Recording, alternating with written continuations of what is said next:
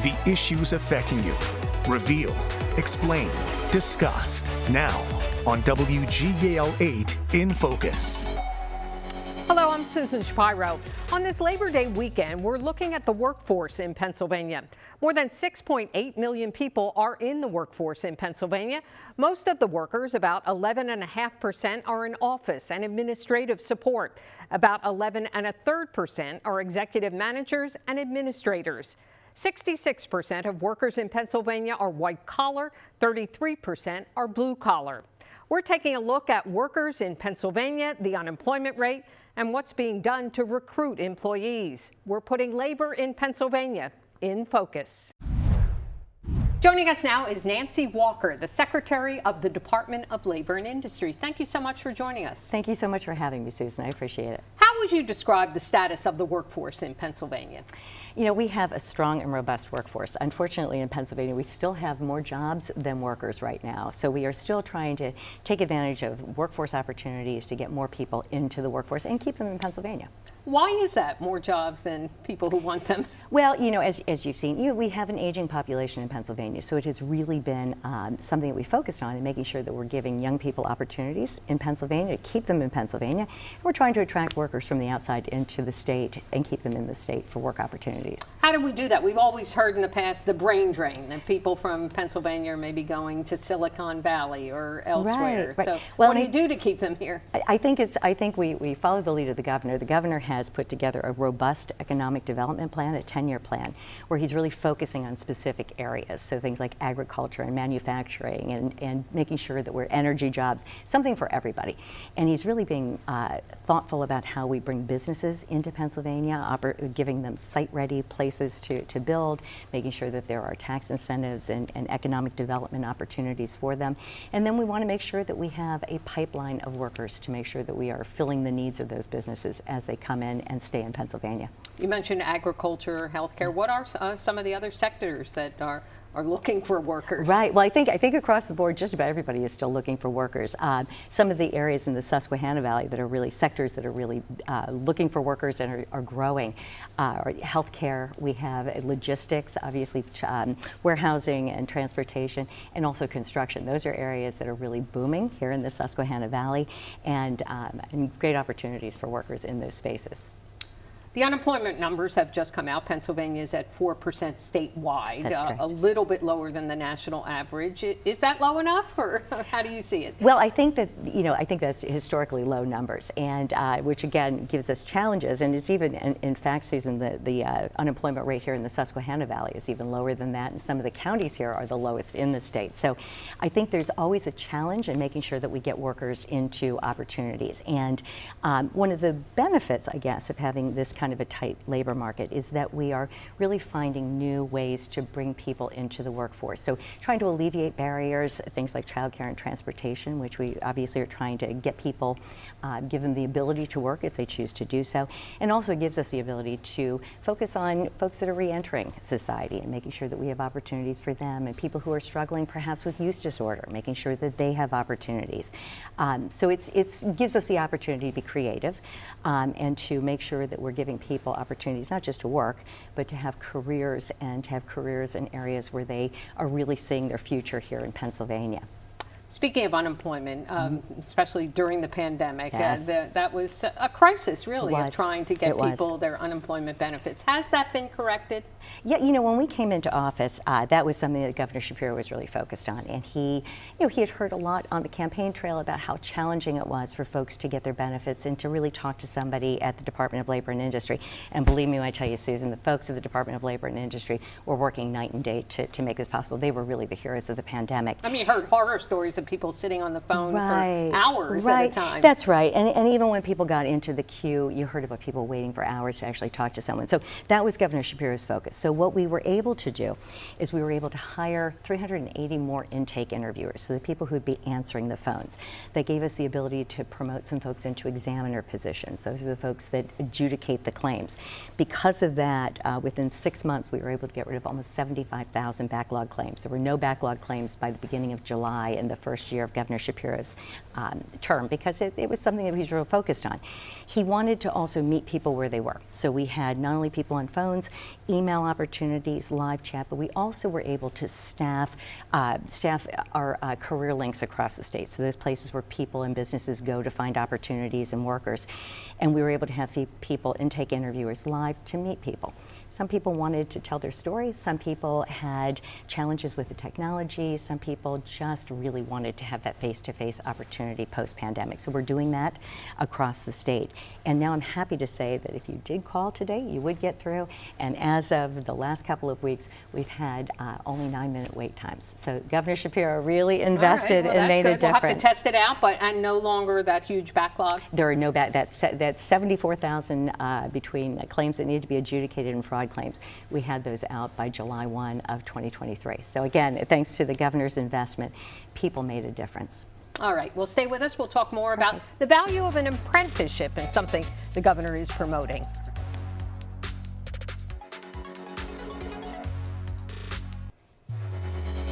This is WGAL 8 in Focus, coverage you can count on. We continue our conversation with Nancy Walker, who's the Secretary of the Department of Labor and Industry. A big department in the state, isn't it? It is a big department. I think we have about 5,000 employees and 250 or so offices. So it's almost like a small city. Yeah, it's not one of those glamorous things people necessarily think of, but it is important, certainly, in the state. The governor and the department are promoting something called apprenticeships. What is that? Right. So we talked earlier about ways to get people into jobs. And one of the wonderful things about apprenticeship programs, they are opportunities for folks to get paid while they learn. And it's a combination of classroom activities as well as working on site and in location. Mentorship is there, but it really gives folks, whether they're coming out of high school or whether they're just looking for a career change, an opportunity to try something different because they're not forced to pay for education and try and work on the side. They're getting paid while they learn. So apprenticeship programs are great opportunities. And what fields are those in? Yeah, so historically you heard about apprenticeship programs often in the building and construction trades and in manufacturing. And you still do. Those are areas where we still see a lot of apprenticeships. But the governor really wanted to open up opportunities for new sectors. So things like dairy herd managers or organic farm certification specialists. We've got a doula program that's getting started. So really trying to find ways to get people into key high-need industries in a way that people are getting paid and taught well to do that. So they're really wonderful opportunities. And under the governor's leadership, we've been able to have 106 registered apprenticeship programs in the last 2.5 years, and 62 pre-apprenticeship programs, which are for high school students. All told, that has included 20,600 people. And to put that into perspective, in the last term of the last administration, only 18 programs were registered. So this has been a huge priority of the governor. When you say registered with the state? Registered through the Apprenticeship and Training Office at the Department of Labor and Industry, yes. And that office, by the way, is willing to help anyone who is interested in learning more about apprenticeship programs and work with them to go through the registration process. I was going to say, how do you apply? How do you find out about that? Just reach out to the Department of Labor and Industry, and we will put you in touch with an agent through the apprenticeship program who can work with you to do that. That's so interesting. And obviously, there are many careers now that don't require that 4-year college degree. We've talked about that on other programs here, including jobs at the state level. That's right. The governor's very first executive order was an order that did away with the arbitrary requirement that people who work for the state have a college degree. And some jobs obviously require a college degree. If it's a job working as a lawyer or working as a veterinarian, you need to have that credential. But when we all looked at our agencies and looked at the jobs, we realized that most of our jobs did not really require a college degree. That was standing in for soft skills. 92% of the jobs in the state did not really require a college degree. So what that's done is really opened up opportunities, and working for the state is a great opportunity and a great honor. But 60% of our new hires, Susan, since that executive order have not had college degrees. Do you think that's because of that elimination that people have decided to apply? Absolutely, and it's helped certainly the Department of Labor and Industry with attracting and retaining people into jobs, which has been really wonderful. We talked early on about the workforce in Pennsylvania, and obviously there is an aging population in Pennsylvania. How much of a concern is that, people, getting out of the workforce? Right, well, it is a concern. So making sure that we invest in workforce that attract people to Pennsylvania and keep people in Pennsylvania is huge. And the governor has made this really a priority of his. He's actually calling this year's budget his workforce budget. And over the last 2.5 years, he's invested over $65 million in VOTEC, career and technical education, and apprenticeship programs. That's 50% more than had been invested in the last administration. And it really is making a difference across Pennsylvania. Do you think you just have to change the image, maybe, that others outside of Pennsylvania see Pennsylvania as a Rust Belt state, a steel-making state, that kind of thing? Absolutely. And the governor's 10-year economic development plan is really focused on bringing new businesses into Pennsylvania. And you hear about our site-ready locations and the many opportunities through the Community and Economic Development Department and all of the ways that we're trying to get businesses into Pennsylvania. So once we get businesses into Pennsylvania of a variety, everything from agriculture to manufacturing to life sciences, we'll make sure that we have a pipeline of workers there, and these kinds of investments in workforce are what bring people to Pennsylvania and keep them in Pennsylvania. Yeah, we're hearing a lot about AI data centers. Well, absolutely. Secretary Walker, thank you so much for being here. We appreciate it. Susan, thank you for the time. Coming up on WGAL 8 in Focus, we'll talk about the relevance of unions as we speak with the president of the Pennsylvania AFL-CIO.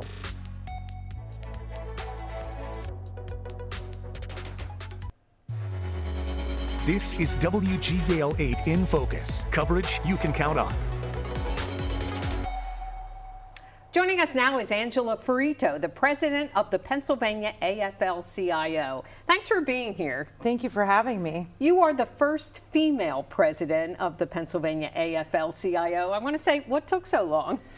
Well, I think just like so many other industries, it was a male-dominated position that, throughout time, I think we saw so many women rising up through the leadership ranks. And I think that, those women taking those steps were what got me to be able to get to this position. You started out as a union member, as a state worker. What made you want to get into the leadership kind of role? Well, activism has been a part of me my entire life. I grew up in a labor family, and so activism was just what I knew. And so immediately, the first day I joined my job at the Commonwealth, I joined the union. A year later, I became the president of my local, and shortly thereafter, just about 2 years later, I went and worked for AFSCME, the union that I was a member of. So it was just literally in my blood to do what I was doing. I didn't know any different, and I just did what I wanted to do. You were born to do it. Unions have a strong history in Pennsylvania and this country. How would you say they got started? Well, I think, unions are always been driven by the workers. It's a need for workers to have a voice in the workplace. And so I think that the main way unions were started was from workers, sort of getting fed up with not getting, their fair share, not having any sort of workplace safety protections. Unions really gave everybody in America these labor protections that we enjoy now, like the 8-hour workday and the weekends and paid holidays and retirement security. And so I think it was just a matter of workers seeing that, while companies they were making profits for were sort of just taking all of those profits and not giving back, they had to find a way to stand up and to have a voice in that and to get a seat at the table. Some of those things you mentioned are now pretty standard, the 40-hour work week and benefits, but weren't always that way. Right, yeah, and I think that a lot of people forget that unions are the ones who have really fought for some of these really standard labor protections that people have in the workplace. How much do you think they're still relevant in this day and age here in 2025? Oh, I would say more relevant than probably ever,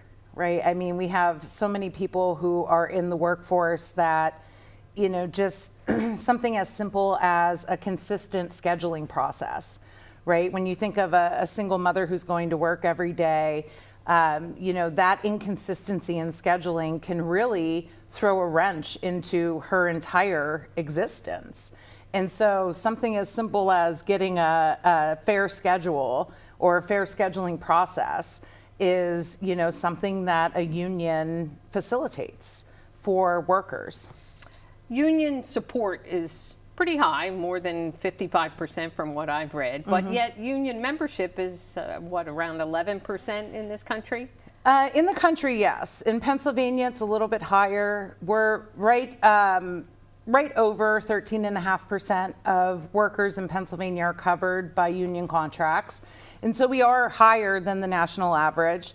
Pennsylvania has always been a pro-union state. So it really, although nationally it's low or lower than Pennsylvania, I think that it really goes back to sort of how the laws are written and, the process that it takes for people to join a union.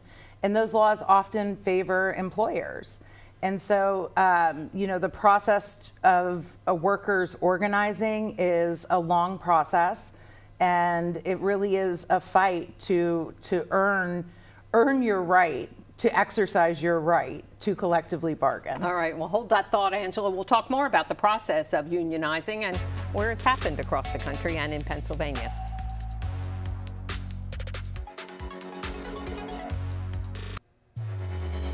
This is WGAL 8 in Focus, coverage you can count on. We continue our conversation with Angela Ferrito, who's the president of the Pennsylvania AFL-CIO. You mentioned the process of organizing. How does that start at any particular employment?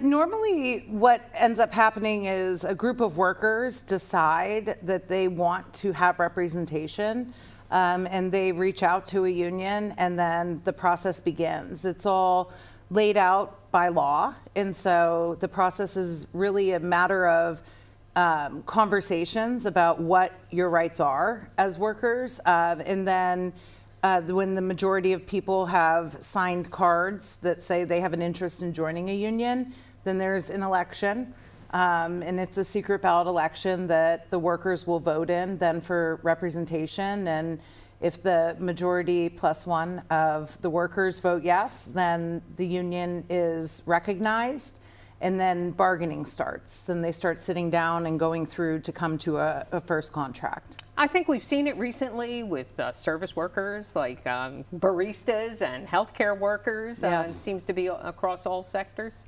Yeah, we have seen an increase in sort of these non-traditional workforces organizing.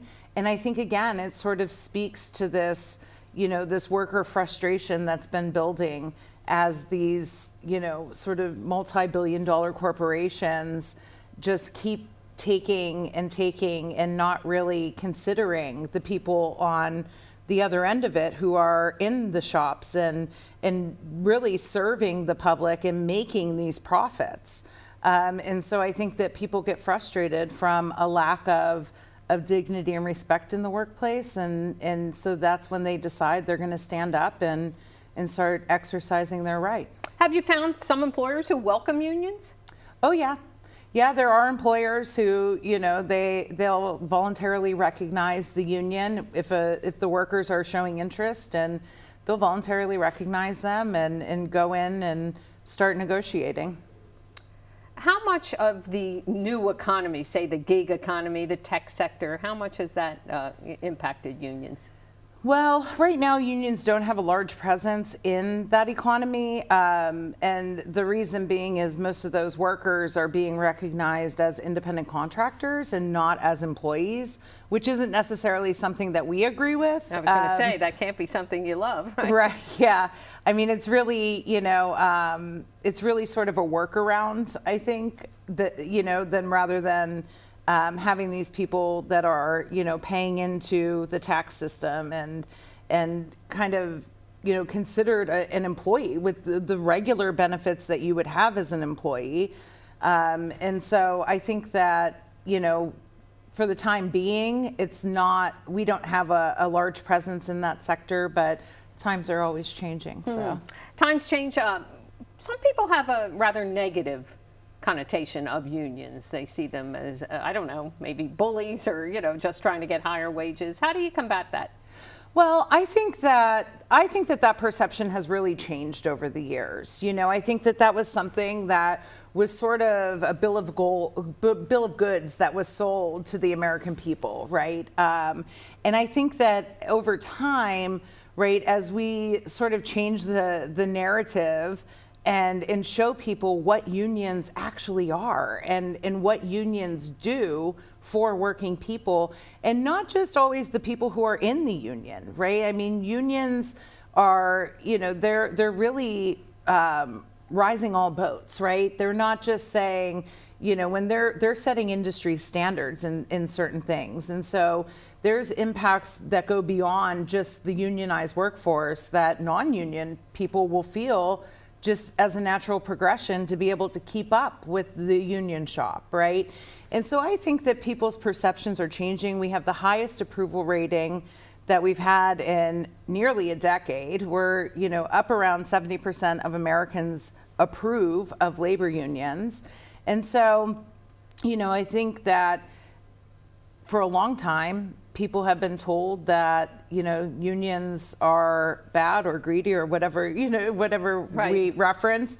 And now they're seeing for themselves, they're being told something so that they don't exercise that power. They don't gain that power in the workplace. Just lastly and quickly, you mentioned the high approval rating, but as we said, the union membership is still pretty low. Why is that, or why is there such a disparity? Well, I do think it's the process that it takes for workers to get from the point of wanting to organize to the point of actually being able to have the union. They do have to go through an entire process to get from A to B. And so we're seeing more employees, more workforces sort of deciding they're going to take that on, and they're going to rise to that occasion and go through the process and win their union. And then at the same time, it's a matter of, do people know how to do that? Do they understand where to go for those resources, who to call, how to really get that ball rolling? Yeah, it's not overnight, right? Right, and they don't teach you it in school. Angela, thank you so much. We appreciate it, and congratulations on being the first female president of the AFL-CIO in Pennsylvania. Thank you. Thank you for joining us for WGAL 8 in Focus. For all of us at WGAL, I'm Susan Shapiro, and you can watch each episode of In Focus, plus WGAL's latest newscasts, original programming, and more. Just download the Very Local app and stream for free on Roku and Amazon Fire TV.